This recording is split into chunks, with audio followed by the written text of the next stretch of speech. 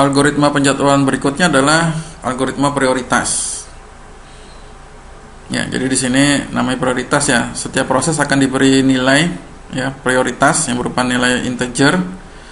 CPU akan diberikan ke proses dengan prioritas tertinggi atau nilai integer yang paling kecil ya. Jadi nomor 1 itu yang dikerjakan terlebih dahulu ya. Jadi smallest ya, nilai integer terkecil yang dikerjakan terlebih dahulu. Di sini untuk yang versi preemptif bisa diinterupsi jika terdapat prioritas lebih tinggi yang hadir yang hadir belakangan. Untuk yang versi non preemptif tidak bisa diinterupsi di tengah jalan, jadi harus menunggu sampai selesai. Sama aturannya, jika ada proses yang memiliki prioritas yang sama maka digunakan algoritma FCFS.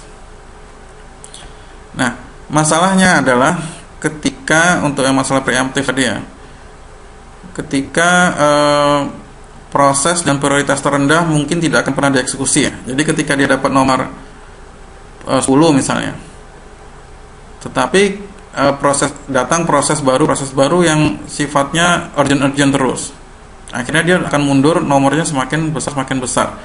Pada akhirnya mungkin dia akan tidak akan pernah dieksekusi karena dia proses dengan prioritas yang rendah. Nah, problem itu bisa disebut dengan starvation ya. Kondisi di mana proses itu tidak pernah mendapatkan resource yang dibutuhkan. Ya, starvation itu bisa artinya kelaparan gitu ya.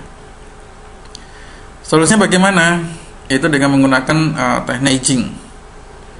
Dengan menggunakan teknik aging, maka setiap proses prioritas dari suatu proses itu akan naik. Ya. Jika proses dia semakin lama waktu tunggunya di antrian dia, karena itu tadi, karena dia prosesnya prioritasnya rendah terus, sehingga yang datang prosesnya prioritasnya tinggi terus, akhirnya dia tidak terlayani. Contohnya, jadi setiap 10 menit suatu prioritas itu akan dari masing-masing proses akan naik satu tingkat. Ya, jadi ketika dia tidak dieksekusi dalam jangka waktu lama, maka setiap 10 menit dia akan naik satu tingkat. Maka suatu proses yang memiliki prioritas nomor 127 ya, jika dalam 10 menit dia naik satu tingkat, maka setidaknya dalam waktu 21 jam 20 menit proses tersebut akan memiliki prioritas nomor 0, yaitu prioritas yang tertinggi. Itu ya kira-kira. Untuk contoh kasusnya sama ya dengan Gantt chart-nya. Jadi asumsi proses sudah pada mengantri, jadi tidak ada waktu masuknya ya. Jadi asumsinya sama. Jadi di sini kalau kita lihat ada prioritas P1 prioritasnya nomor 3, P2 nomor 1, P3 prioritas nomor 3, P4 nomor prioritasnya 4, P5 prioritasnya 2. Nah, untuk menggambarkannya ya kita lihat aja ya. Yang paling kecil ya. Oke ya, prioritas yang paling duluan dikerjakan itu yang nomornya itu jadi yang paling kecil, yaitu nomor 1 ya. Jadi ini paling kecil dulu yang dikerjakan. P2 ya, P2 dikerjakan selama 1 milisecond. Nah, kemudian prioritas berikutnya adalah prioritas nomor 2 ya, yaitu P5. Ini tadi P2 selama 1 milisecond, burst time-nya 1 ya.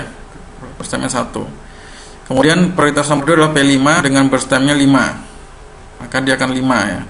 1 tambah 5 ya, sampai 6. Berarti dia akan berhenti di milisecond yang ke-6. Nah, berikutnya prioritas ketiga ada 2, P1 dan P3. Otomatis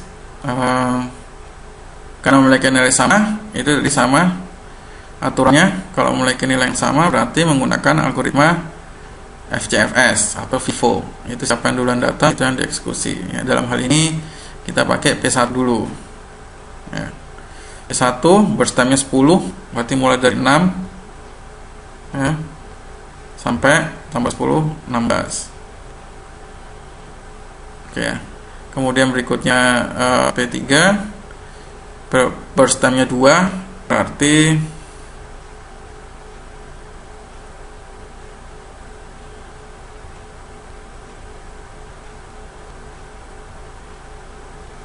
16 sampai tambah 2 18. Ya, terakhir prioritas terakhir nomor 4 yaitu P4, nomor stemnya juga 1 ya, 18 sampai 19.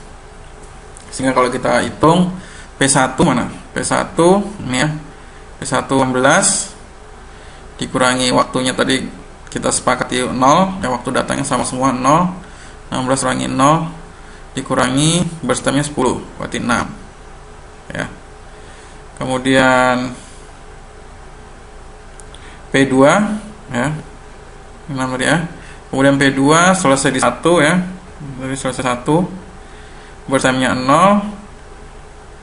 Waktu datangnya 0, berstemnya juga 1. Berarti 1 kurangi 1 0. Untuk P3 selesai di 18. Waktu masuknya 0, berstemnya 2, berarti 16. P4 selesai di 19, waktunya 0, berstemnya 1 ya, ketemu 18. Untuk P5 selesai di 6, masuknya masuknya 0 sama, kemudian berstemnya 5 ya,